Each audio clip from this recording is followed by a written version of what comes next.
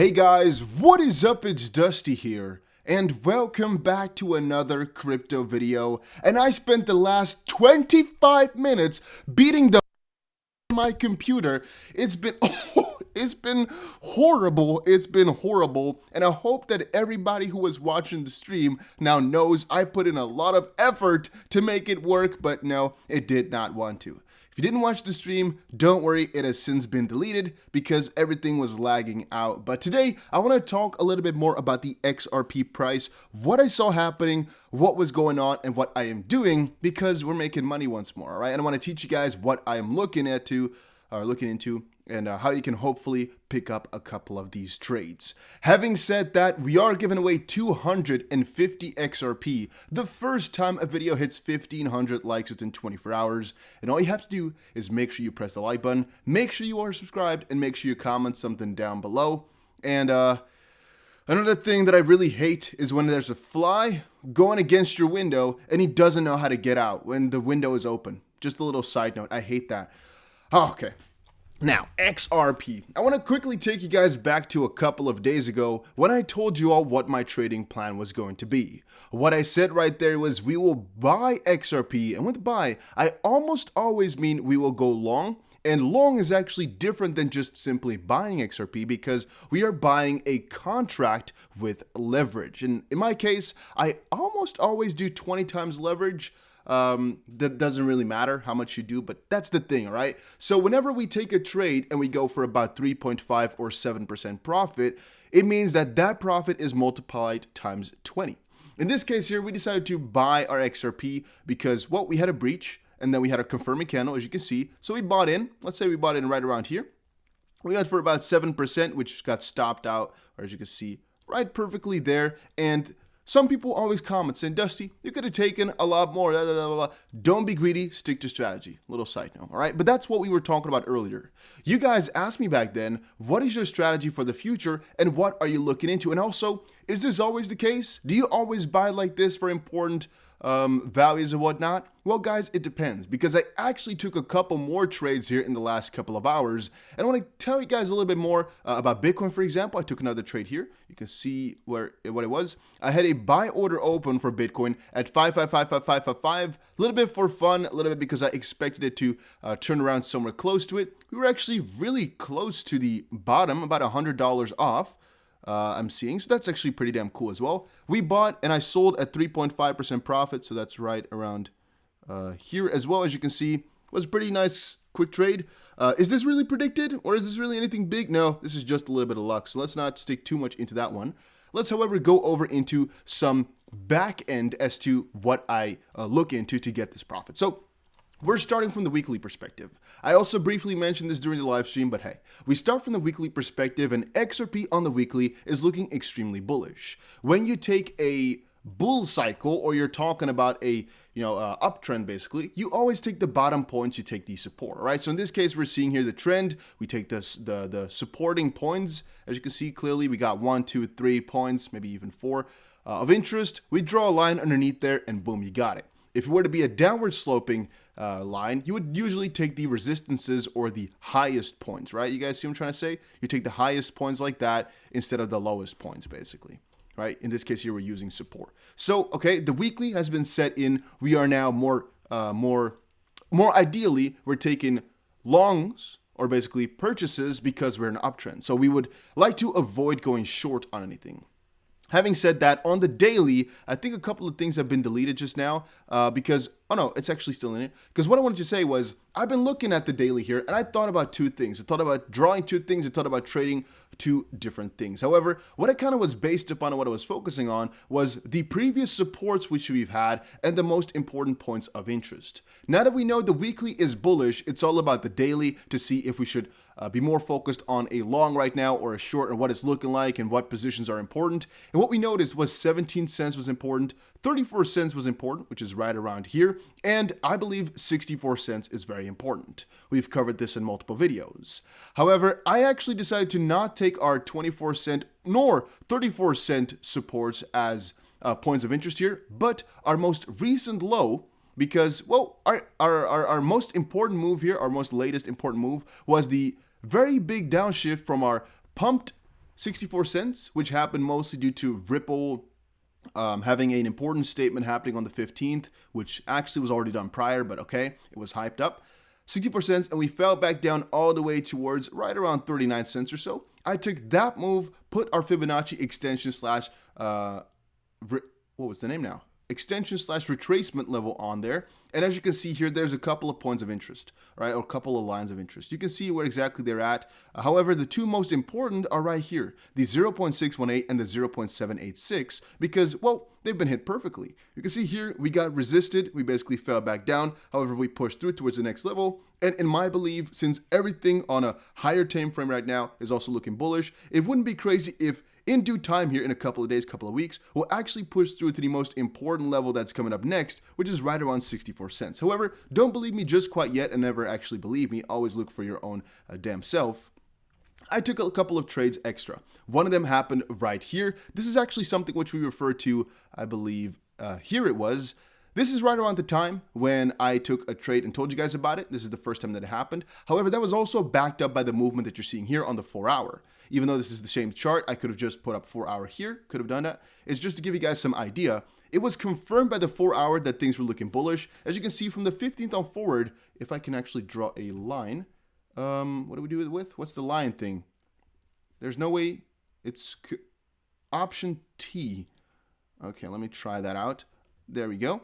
So basically the idea was we're bullish right now, so I can definitely open up a long position since we've been bullish for a couple of days now. And generally the whole trend has actually been bullish. We keep making higher lows and higher highs, or at least higher lows that I would say.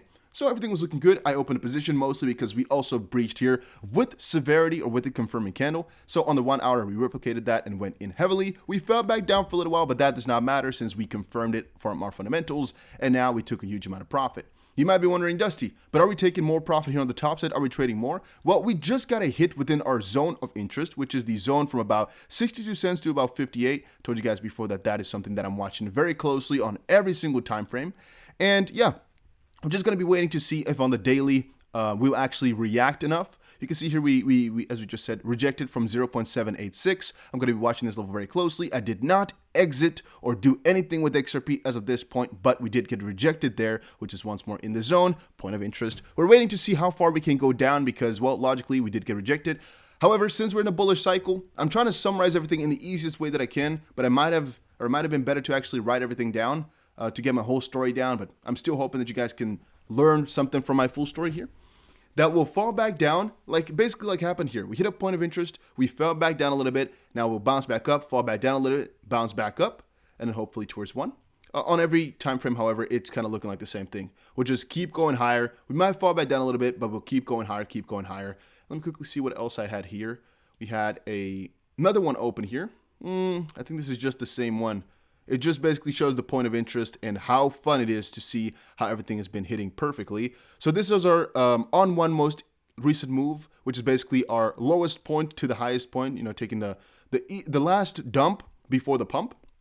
And if you put the Fibonacci on there, you can see one of the extension levels is the 1.618. That's actually the one that people use most of the time. So the most interesting ones that people use are the 0, 0.5, 0.618, and 0.1 or 1.618. That's at least what I usually see people go for. 0.382, okay, yeah, pretty often too, but the 0.618 and 1.618 and the 0.5, that's really what you'll see 95% of the people always at least have inside the chart too. We hit that perfectly. Again, bounce on everything you're going to put in. Just this level is so important. We've bounced back down from there. However, we did get supported at the 1 level here. As you can see, we hit it. Now we're falling back upwards.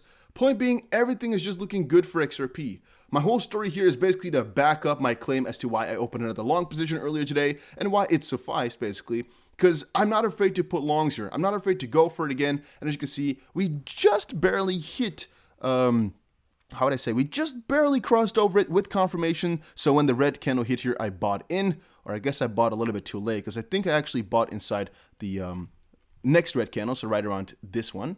You can see here this body. This is somewhere that I bought into. And right now we've already actually been profited out basically at 3.5% of 1 to 2. So a 2 risk to reward ratio, which is 3.5% times 20, 70% profit. And well, I'll just keep updating you guys whenever I take another trade like this. Oh, I'm not the best at explaining my trading strategy, honestly, but it works. So yeah, I will always post my trades on here. I'm going to try whenever I go to trade XRP or whenever I go to trade Bitcoin, at least the trades that are not a 1%er, but like a 3.5 or a 7. I'm going to try keep sharing it here. So you also see whenever I lose, you'll also see whatever I'm doing. And I'm going to try also get them a little bit earlier to you guys. But for right now, what I'm just watching on XRP is to see how far we'll go back down. I thought that this zone basically with the red lines would actually be one of interest too. However, it's not really pointed as one, mostly because we saw such a huge pump happening right now.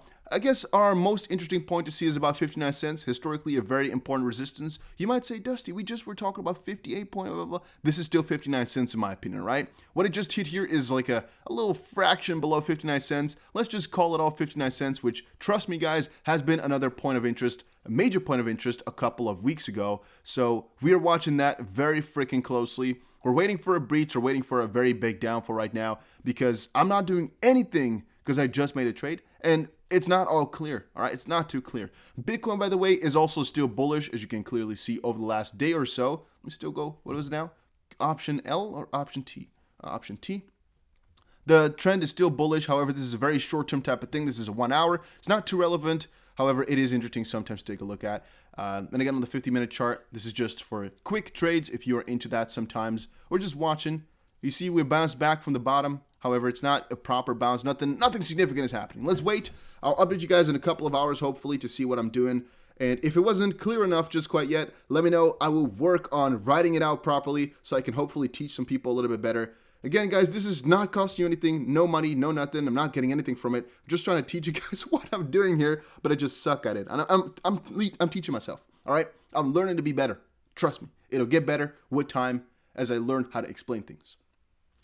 I saw XRP Tiffany just tweet out, so do we even bother to care if Coinbase relists XRP?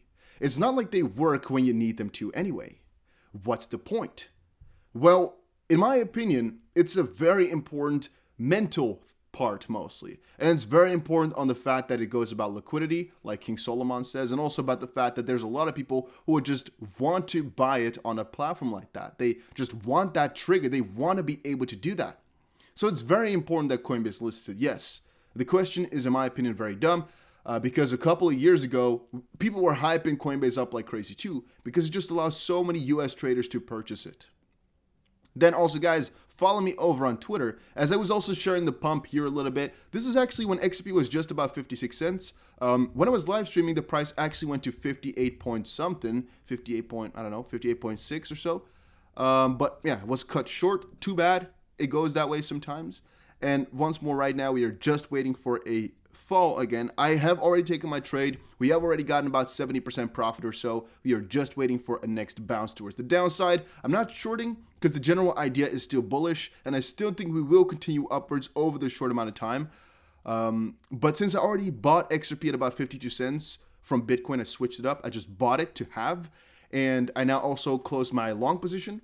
I'm just going to wait it out for a little second. And by the way, I actually have been buying XRP and Flare a little bit on BITRUE, if you were wondering. Link will be down below. Also, go check out GSX. It is the world's first gold-backed crypto. There's just one more day of sale left. Right now, it's 10 cents a coin, plus a 5% bonus, plus a 5% bonus for using my link. So once more, it's almost over, guys. It is almost over. And I'm putting a couple $1,000s into it, like I've explained to you guys before, because it's the first of its kind, and I'm hoping it's going to be big. And this, I'll talk about a little bit later today, all right, about the law part, because I want to quickly get you guys' feedback on my trading talk, as for me, it's also clear, but I'm so dumb at explaining it that I want to get your feedback and then maybe redo the video if it's not good enough, right? And I'll try to rephrase everything a little bit better. So please give your constructive criticism. I'm going to note everything down. I wanted to even crack open a cold one during the live stream, but too bad, all right? Live stream crashed. Things are too bad. It's all good, though.